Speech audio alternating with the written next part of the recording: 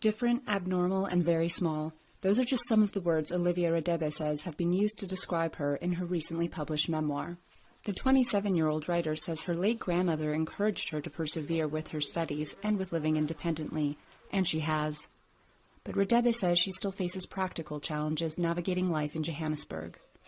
You cannot ask help and not pay someone, because I'm not on a permanent job, and also the money that I get from the government is not enough to sustain me to that certain level whether I can afford to pay everyone and anyone. It's a bit of a challenge.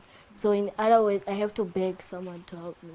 There are hundreds of conditions that cause restricted growth, achondroplasia being the most common, a genetic condition that results in short arms and legs. Radebe was never diagnosed as a child. Now, she says it would be too costly to go to a private specialist to find out. Radebe says she sometimes wonders what her underlying health issue is.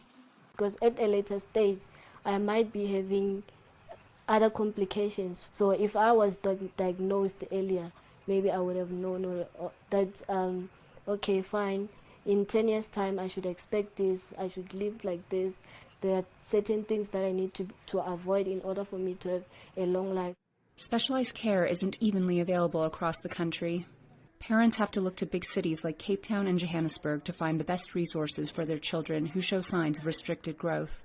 Our hospitals in areas like impoverished areas where there's a day hospital.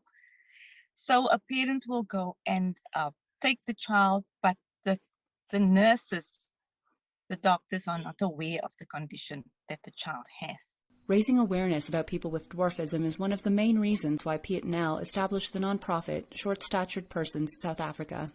That we can share ideas and come together, and also that the public can know what we are about.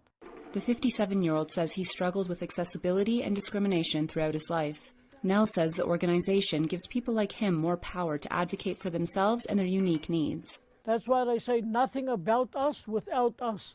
You can't talk for us, we must talk for ourselves. Like I say, we must stand together and fight for our rights. And the country, he says, is starting to listen. Nel's group met with South Africa's Social Development Minister to discuss their health and reproductive needs that go unaddressed.